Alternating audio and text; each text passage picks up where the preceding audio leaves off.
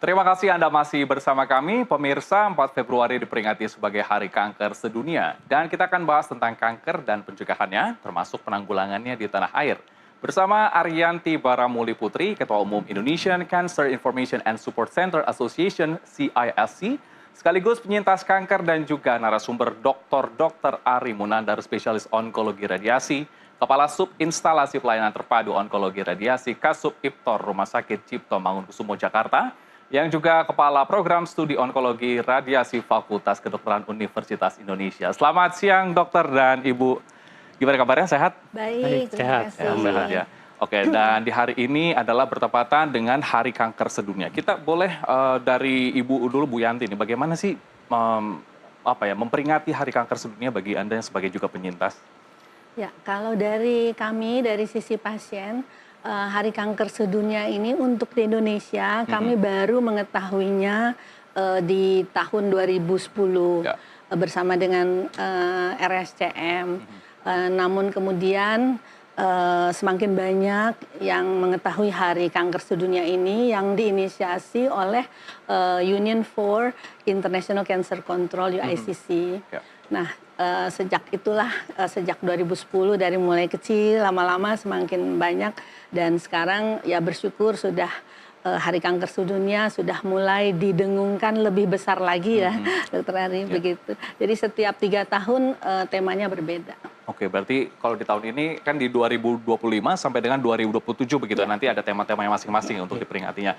Kalau dokter sendiri bagaimana bisa memaknai dari Hari Kanker Sedunia ini? Iya, oke, baik. Jadi terima kasih. Kanker itu kan memang sebenarnya penyakit yang sudah sangat lama ya, kalau kita bicara, kita melihat historinya. Dan memang ada key points dari kanker ini. Adalah pertama, memang kanker ini kondisinya semakin tahun akan semakin meningkat penderitanya. Kemudian, namun dari hal tersebut, sepertiga dari kanker itu sebenarnya bisa dicegah dan juga bisa diatasi dengan deteksi dini dan juga diagnosis dini. Ketika dideteksi dini dan diagnosis dini, maka angka kesembuhannya itu sangat tinggi. Sehingga yang diperlukan adalah awareness. Jadi kita bermain di awareness. Nah, untuk menciptakan awareness itu salah satunya dengan Hari Kanker Sedunia ini. Jadi kita berusaha untuk meningkatkan awareness dari setiap pihak, baik itu mulai dari masyarakat, pasien, keluarganya, ataupun juga stakeholder untuk membuat awareness tentang kanker ini, bahwa kanker ini suatu penyakit yang memang unik, yang perjalanannya itu memang panjang, tapi bukan berarti tidak bisa disembuhkan. Bisa ditangani dengan baik dan bisa, jika pasien itu menjalani pengobatan dengan baik, insya Allah dengan pengobatan yang baik juga bisa memiliki kualitas hidup yang baik. Oke, nah terkait dengan screening dini nanti kita akan bahas di belakang. Kemudian bagaimana sebenarnya Bu Yanti ini awal mulanya terkena kanker itu boleh disampaikan, Bu? Seperti apa? Sudah lama ya saya survive, bersyukur karena saya survive sudah 22 tahun. Pada awalnya saya menjalani sadari, periksa payudara sendiri, kemudian menemukan benjolan, dan saya cepat langsung untuk berobat ke dokter. Saya tidak ke pengobatan lainnya, tapi saya langsung berobat secara medis. Nah, disinilah saya tertolong sehingga masih di stadium dini. Karena semakin cepat terdiagnosis dengan tepat, sehingga bisa mengetahui pengobatan yang tepat juga. Artinya 22 tahun Ibu sudah melalui segala pengobatan begitu ya, sampai hari ini sudah dinyatakan sembuh. Dan sebenarnya apa yang membuat Ibu bisa semangat untuk bisa menjalani ini semua? Ya, jadi pada awalnya itu waktu saya sedang di ruang tunggu sebuah rumah sakit, ketemu dengan sesama pasien, lalu kami bercerita tantangan kami ternyata sama. Kami kekurangan informasi tentang kanker. Contoh, apa itu kanker, bagaimana pengobatannya, dokter mana yang tepat, rumah sakit mana yang tepat. Dan juga kami jadi berpikir, kalau kami saja yang dekat dengan layanan rumah sakit, bagaimana dengan yang jauh dari rumah sakit ya? Karena kan Indonesia itu negara kepulauan, sehingga muncullah ide, gagasan bersama UNICO untuk membuat organisasi pasien, Indonesian Cancer Information and Support Center, sampai saat ini. Bu Yanti sendiri tadi mengatakan bahwa adanya melakukan screening dini begitu dan deteksi tadi sudah ada gejala begitu ya, ada benjolan ditemukan gitu. Nah, tapi menurut Ibu sendiri untuk di Indonesia ini sudah cukup common kah atau mungkin pengetahuan dari masyarakat Indonesia itu sudah cukup mengenai deteksi dini dan juga penanggulangannya di Indonesia seperti apa? Kalau melihat dari angka dan data, masih banyak lagi pekerjaan kami untuk melakukan edukasi kepada masyarakat. Tentunya tidak bisa hanya pasien, yaitu seluruh stakeholders, rumah sakit, dokter, Anda juga sebagai media, semua stakeholders harus bersama-sama untuk mengedukasi masyarakat. Oke, mungkin dari sisi medis dokter bisa disampaikan Dokter Ari bagaimana sebenarnya untuk bisa mendeteksi dini, tadi begitu sudah disampaikan juga di awal bahwa memang sebenarnya masyarakat Indonesia itu perlu melakukan deteksi dini ini untuk ke belakangnya itu tidak semakin parah, itu seperti apa dok? Oke, baik. Kita kembali ke prinsip ya, bahwa untuk kalau kita mau menang di sebuah permainan, kita harus tahu karakteristik dari permainan tersebut. Ya. Nah, kanker ini adalah suatu penyakit yang unik, seperti juga disampaikan di tema World Cancer Day pada saat ini, yaitu United by Unique. Karena memang perjalanan kanker setiap pasien itu unik gitu. Nah, tadi dikatakan bahwa ketika kanker itu bisa ditemukan dalam deteksi dini, dalam kondisi dini, angka keberhasilan pengobatannya sangat tinggi. Sehingga fokus kita adalah untuk menemukan penyakit ini dalam kondisi dini. Nah, untuk menemukan itu, pertama kembali lagi awareness. Kita bermain di awareness. Untuk menciptakan awareness, nggak bisa juga hanya dari dokternya, butuh kolaborasi tadi misalnya dengan grup seperti grupnya Bu Yanti, atau misalnya dengan pemerintah, kemudian juga dengan media. Dengan demikian ketika orang sadar, orang kan akan bergerak kalau dia sadar. Ketika mereka sadar, baru mereka akan melakukan deteksi dini. Sembari juga mungkin dari pemerintah memeratakan fasilitas untuk deteksi dini dan sebagainya. Jadi memang ini suatu kolaborasi yang harus berjalan secara serempak. Seperti itu. Oke. Tadi ini coba kita beralih ke Bu Yanti. Ini terkait dengan CISC. Ini sendiri bagaimana Bu gerakan di Indonesia? CISC ini berdiri sejak 2003. Kami mempunyai 6 program. Ya. Yang pertama adalah support group, memberikan support kepada pasien dan keluarganya. Lalu kemudian berkembang menjadi patient navigation atau navigasi pasien. Ya.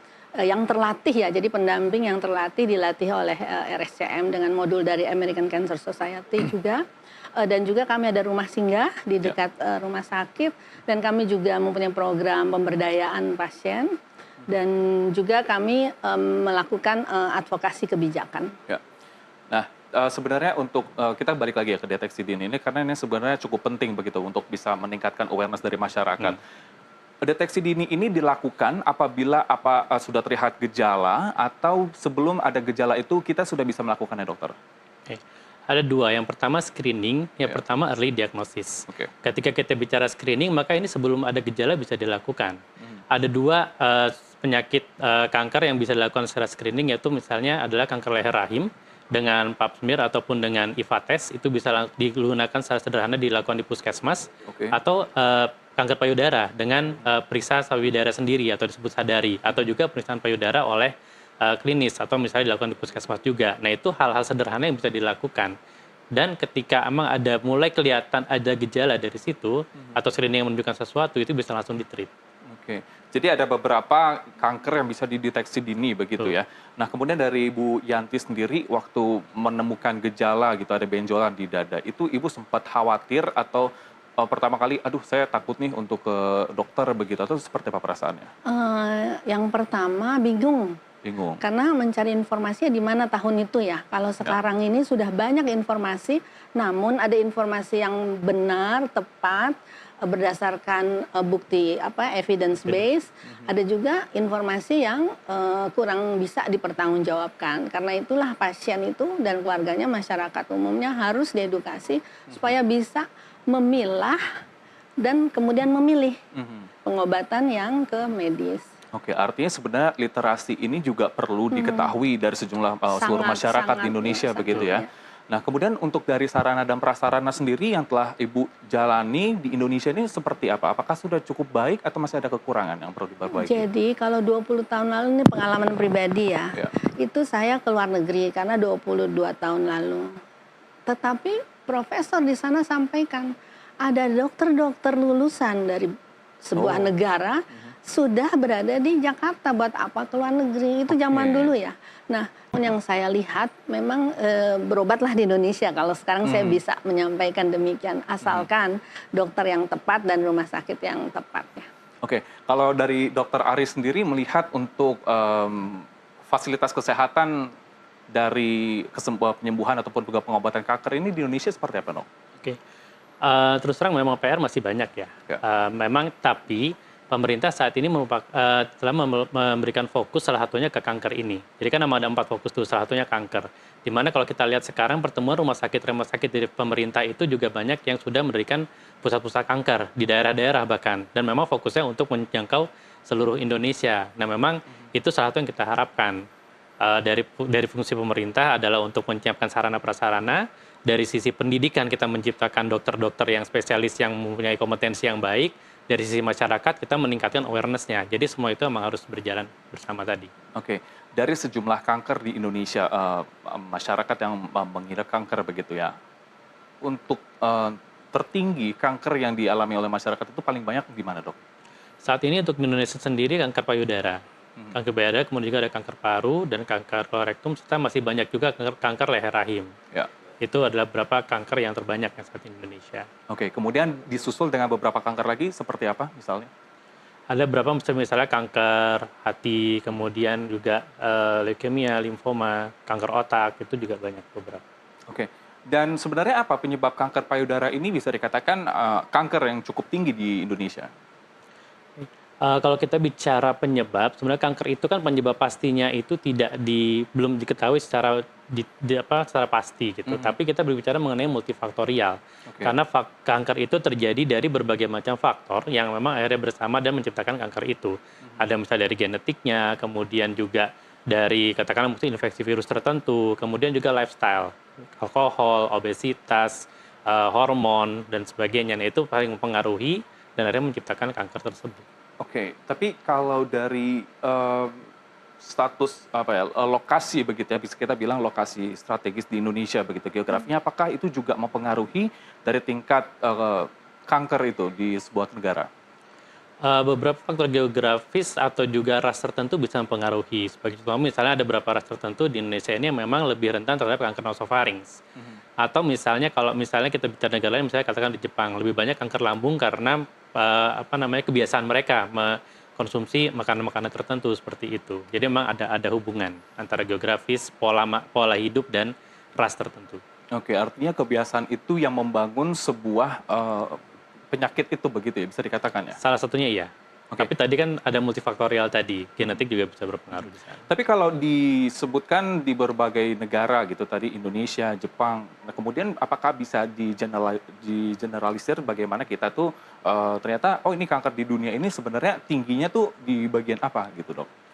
Kalau untuk tinggi di bagian apa sebenarnya kurang lebih rata ya. Misalnya di seluruh area di dunia itu pasti akan ada kansernya. Walaupun tadi misalnya katakanlah di satu daerah, katakanlah mungkin di Jepang yang tinggi kanker lambung, atau di Indonesia saat ini yang tinggi kanker payudara.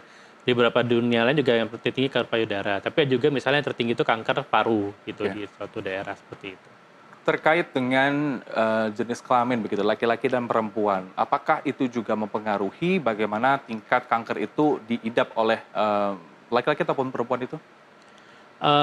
Lebih ke arah kalau misalnya pada laki-laki misalnya lebih banyak kalau laki-laki kan karena kan kalau laki-laki misalnya hanya prostat gitu kan, jadi kanker prostat yang banyak gitu kan, atau misalnya kanker paru lebih banyak di laki-laki. Tapi misalnya kanker di wanita karena memang banyaknya mereka ada payudara, kemudian juga ada rahim, kadang leher rahim, kemudian payudara yang lebih. Nanti kita akan bahas, dokter, dan pemirsa tetaplah bersama kami di NTV Today.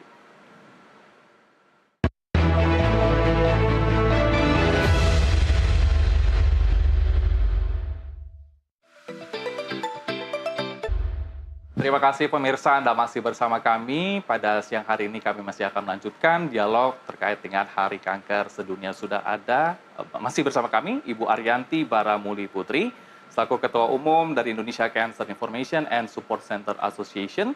Kemudian ada Pak Dr. Ari Munandar, ini spesialis onkologi radiasi Kasub IPTOR RSCM Jakarta. Dokter, tadi kita sudah membahas begitu ya bagaimana screening dini itu perlu dilakukan, kemudian juga bagaimana sebenarnya di Indonesia sendiri yang paling tinggi kankernya seperti apa. Nah, sekarang kita akan bahas tentang pengobatannya sendiri. Dari segi medis, pengobatan kanker di Indonesia itu apa yang dilakukan? Oke. Untuk kanker sendiri secara medis ada 3 pilar utama untuk pengobatannya. Pertama adalah dari radioterapi, kemudian operasi, yang ketiga adalah sistemik terapi. Sistemik terapi ini termasuk di dalamnya kemoterapi, targeted terapi, imunoterapi, hormonoterapi, dan hal-hal yang banyak berkembang sekarang. Nah, tiga pilar itu yang memang menjadi tata laksana utama dari kanker. Jadi apapun jenis kankernya dan tergantung jenis dari stadiumnya, biasanya nanti akan menentukan apakah kanker ini misalnya ini kita operasi dulu, setelah operasi kita lakukan radiasi, atau memang jenis kanker ini ini langsung kemo dan radiasi, atau ada kanker tertentu yang hanya kemoterapi saja. Nah, itu tergantung dari kanker dan stadiumnya dan jenisnya. Tapi pilarnya tetap tiga utama itu. Oke, berarti itu juga bisa melihat dari kondisi keadaan tubuh dan seberapa tingkatan kanker itu diidap oleh seorang yang terkena kanker, begitu dok ya? Betul, pasien, ya, begitu ya? dilihat dari kondisi pasiennya. Oke, kalau di Indonesia sendiri paling banyak nih dari radioterapi, tadi ada kemo, terus juga ada hormonal dan semacamnya itu ya. Kemudian yang paling sering ditempuh oleh pasien itu seperti apa di Indonesia? Kalau bicara yang paling sering ditempuh, tiga modalitas ini punya peranan yang kurang lebih sama. Oke. Cuman memang kita kalau bicara tentang masalah stadium, di Indonesia sendiri ini saat ini tadi, karena salah satunya awareness yang masih kurang, seringkali pasien datang karena sudah kondisi yang kanker yang sudah stadium lanjut. Oke. Sehingga ketika stadium lanjut, umumnya bisa dilakukan operasi mungkin sulit untuk dilakukan. Jadi yang paling banyak dilakukan misalnya kemo dan radioterapi. Karena pada kondisi-kondisi tersebut, dua modalitas ini yang bisa banyak berperan di sana. Dan salah satunya radioterapi, di mana misalnya pada kondisi yang sudah sangat lanjut sekalipun, misalnya katakanlah sudah menyebar kemana-mana, kemudian pasien hanya bisa berbaring, ada nyeri di tulang, radioterapi bisa untuk menangani hal tersebut. Bu Yanti berbicara tentang pengobatan, Ibu sudah 22 tahun begitu ya, bergelut dengan pengobatan ini. Bisa disampaikan dan di-sharing juga kepada pemirsa ini bagaimana sebenarnya Ibu menjalani untuk bisa sampai saat ini, bisa dikatakan juga sebagai penyintas, gitu, survive gitu, dalam kanker ini, seperti apa? Ya, tadi sebagaimana saya katakan, saya terselamatkan karena sadari periksa payudara sendiri. Dan langsung cepat ke dokter. Inilah kunci sebenarnya. Jadi sejak awal itu sudah ada kuncinya yang utama. Lalu kemudian dari diagnosis yang sudah ditegakkan sampai ke pengobatan juga sangat cepat. Jadi diagnosis yang ditegakkan itu tidak sampai 1 minggu saya sudah dioperasi. Kemudian setelah operasi saya sudah menjalankan tadi yang seperti dokter Ari sampaikan, sistemik terapi ya, kemoterapi dan sebagainya. Jadi pengobatan itu bukan hanya sisi obat, tetapi harus sesuai jadwal yang sudah direncanakan oleh dokter. Oke, artinya konsisten jadi harus juga tepat ya? waktu. Itu juga kunci keduanya. Lalu kemudian pengalaman saya yang ketiga yaitu seimbang, balance ya, pola hidup sehat. Kalau sekarang dari Kemenkes itu disampaikan cerdik, C-nya itu cek kesehatan, E-nya asap rokok, rajin olahraga, diet seimbang, istirahat yang cukup dan kelola stresnya. Lalu saya tambahkan kenali kankernya, karena kalau kita tidak mengenal kankernya kita tidak bisa berdamai, kita tidak bisa bercerita dengan dokter, karena dokter ini sekarang adalah sahabat daripada pasien. Tempat kita bertanya adalah dokter. Jadi cocok tema daripada World Cancer Day. Ini ya. Ya. Dan sebenarnya kalau Ibu 22 tahun itu mungkin pernah nggak sih mengalami up and down, artinya mungkin aduh saya jenuh nih untuk bisa melakukan konsultasi ke dokter. Tapi apa yang membuat Ibu semangat untuk bisa sampai survive sampai saat ini? Ya, jadi pada awalnya sih nggak langsung berobat ke dokter seperti yang saya sampaikan. Pada awalnya begitu terdiagnosis sempat mundur ya. Tapi ayah saya yang memberi nasihat, mendapatkan cobaan itu selain berdoa harus ikhtiar, nak. Iya, betul. Tidak boleh langsung menyerah, karena di pikiran saya sudahlah kalau memang sudah waktunya, inilah waktu saya. Dan ayah saya bilang tidak. Kita diberikan cobaan pasti bisa. Karena itulah kita mendapatkan dokter-dokter yang baik, yang cocok juga untuk kami. Dan juga kemudian dari sisi pola hidup juga harus berubah gitu ya. Jadi memang step by step, tetapi bisalah. Artinya juga Tuhan melihat usaha yang kita lakukan begitu ya. Betul, betul. Dan tapi kalau waktu Ibu melakukan pengobatan, ada pantangan makanan yang selama ini dilakukan? Untuk kasus saya tidak ada. Tidak ada. Ya, dan juga kebetulan saya juga ke dokter gizi ya, jadinya cukup baiklah untuk. Jadi tidak cari-cari berita yang kurang yang bingung, gitu ya. Tetapi langsung aja ke dokter bikin gizi. simpang siur juga gitu betul. ya. Nah ini tadi Ibu juga mungkin kita agak flashback begitu ya, ketika Ibu telah menemukan tadi sebelum dilakukan screening gitu, setelah melihat adanya benjolan di payudara. Kemudian juga apa yang membuat Ibu itu tidak khawatir untuk bisa mengecek itu ke dokter? Karena kan begini ya, permasalahan masyarakat ataupun juga pasien pengidap kanker ini, mereka tuh khawatir kayak saya takut nih ke dokter, takutnya didiagnosis A, B, C, D gitu. Dan itu yang justru akan semakin parah ke belakangnya. Itu bagaimana dari Ibu sendiri? Ya itulah tadi yang saya sampaikan, dukungan keluarga ya. Pertama penguat dari orang tua saya selalu menemani. Yang kedua yaitu rumah sakit dan dokter yang memang ahlinya, ahli kanker. Jadi kami mempunyai kepercayaan dan yakin bahwa dengan dokter dan rumah sakit tersebut kami bisa bersama-sama menjalani pengobatan kanker. Tapi kalau untuk pengobatan sendiri gitu ya, tadi selain medis, apakah ada juga non medis yang dilakukan? Ya, yaitu kalau non medis tentunya secara psikologis kita ya itu harus kita. Yang tadi disampaikan kelola stres. Kelola stres itu penting itu paling gitu ya. penting. Dan juga pasien itu perlu bantuan dari apa tantangan mereka. Misalnya pasien itu kan berbeda ya tantangannya. Ada yang rumahnya jauh dari rumah sakit, tantangannya adalah keuangan, tantangannya adalah transportasi. Kalaupun berobat di di rumah sakit, tinggal di mana kan? Jadi harus ada rumah singgah misalnya untuk yang kurang mampu. Tapi bersyukur ada BPJS. Ya. Oke, dokter ini tadi juga ada yang menarik begitu ya, kelola stres. Saya pernah dengar begitu, saya punya mungkin bisa cerita sedikit gitu ya, keluarga saya itu pengidap kanker begitu. Suatu saat waktu itu dokternya menyarankan jangan pernah ada rasa benci, rasa marah, terus pikiran yang berlebihan begitu ya, aura-aura negatif. Itu tuh bisa mengakibatkan sel kanker itu membesar atau seperti apa, Dok? Oke. Kaitannya itu kan sebenarnya ketika kita memiliki rasa stres, rasa benci atau tadi segala macam itu kan kaitannya ke daya tahan tubuh kita. Itu kan berpengaruh ke imunitas kita. Dan salah satu yang berpengaruh di dalam pengobatan kanker atau menangani kanker itu adalah salah satu daya tahan tubuh. Ketika daya tahan tubuh makin lemah, memang kanker juga akan semakin mudah berkembang. Seperti itu, kalau lebih seperti itu. Nggak bisa tidur ya, Dok? Nggak bisa tidur. Nggak bisa tidur juga pengaruh ya. Iya, jadi sebenarnya sih memang kalau kita kembali ke konsep utamanya ya, kenapa sih pasien itu atau orang itu takut dengan kanker? Karena kan identik ketika orang terdiagnosis kanker adalah kematian gitu kan. Nah, itu yang harus disampaikan bahwa kanker itu bukan kematian. Gitu. Mungkin kita bisa meninggal karena kita meninggal kanker, tapi bukan berarti ketika kita meninggal kanker kita akan meninggal karena kanker itu gitu. Masih banyak penyebab lain yang menjadi faktor kematian gitu kan. Yang harus dilakukan adalah kita hadapi itu, kita berdoa, kita berikhtiar, kita usaha mendapat support dari segala pihak, termasuk tadi. Makanya dokter bekerja sama dengan CSC. Kalau di rumah di RSCM ada patient navigator. Dokter berbicara dari sisi medis, patient navigator mendampingi pasien dari sisi non medis, bahkan masuk ke sisi spiritual dan sebagainya, supaya tadi semua sejalan gitu, pengobatan sejalan, aspek non medis sejalan, dan akhirnya insya Allah mendapatkan outcome yang baik. Dokter Ari, di setiap tubuh manusia ini kan tentu punya sel kanker begitu ya. Nah, bagaimana sih sebenarnya untuk tidak membuat sel kanker itu semakin bertambah? Kalau dikatakan di setiap tubuh kita ada sel kanker, mungkin enggak juga. Oh, enggak juga? Enggak juga, tapi memang potensi untuk terjadinya suatu sel itu menjadi sel kanker itu ada. Karena setiap hari kita terpapar oleh banyak faktor tadi. Nah, untuk melakukan itu ya masuk ke pencegahan. Tadi yang Bu Yanti telah katakan, kalau dari Kementerian Kesehatan sendiri yang bisa dilakukan tadi cerdik.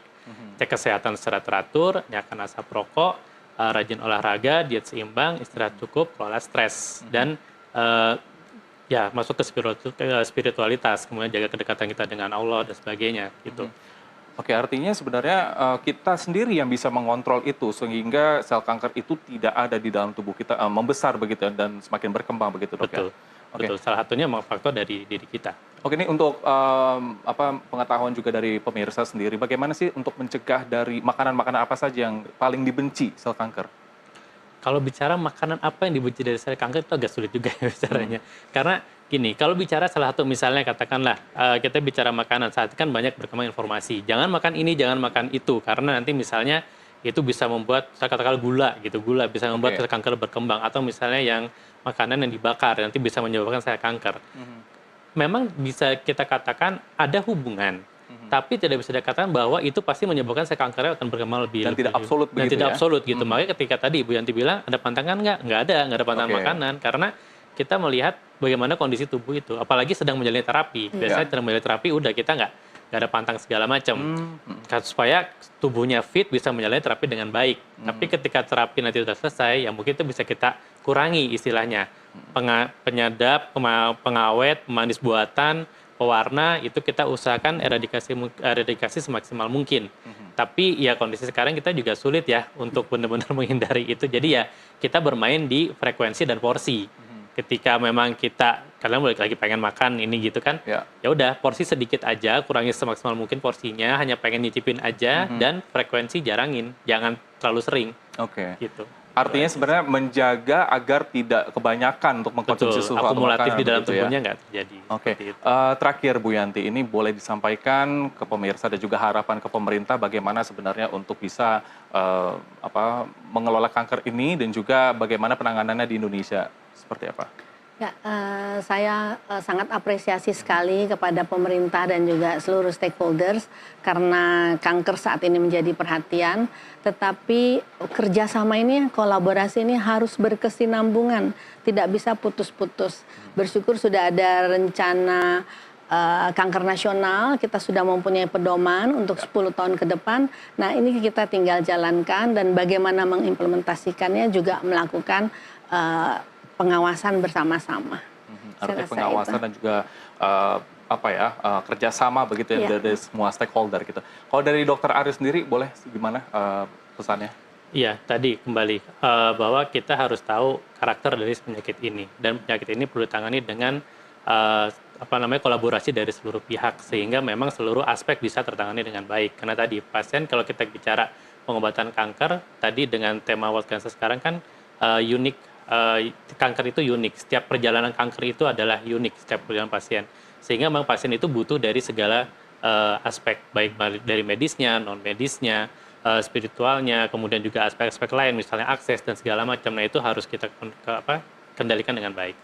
Ya, yang penting artinya kita sendiri tetap semangat bisa untuk menjalani ini semua dan menjalani pengobatan. Karena tentu juga pasti jenuh begitu ya untuk bisa menjalani rangkaian panjang untuk pengobatan. Bergabung sama organisasi pasien. Bergabung ya. Itu memberikan semangat untuk para yang pengidap kanker begitu ya. Baik, terima kasih Ibu Yanti dan Dokter Ari untuk waktunya di NTV Today. Semoga apa yang tadi disampaikan bermanfaat buat pemirsa di rumah ya. Ya, baik. Dan pemirsa, itulah perbincangan kita hari ini dalam tema World Cancer Day 2025-2027 United by Unique. Dan pemirsa NTV Today, saksikan NTV Today dari hari Senin sampai Jumat pukul 11 waktu Indonesia Barat. Saya Helmut Timothy, pamit undur diri. Terima kasih dan sampai jumpa.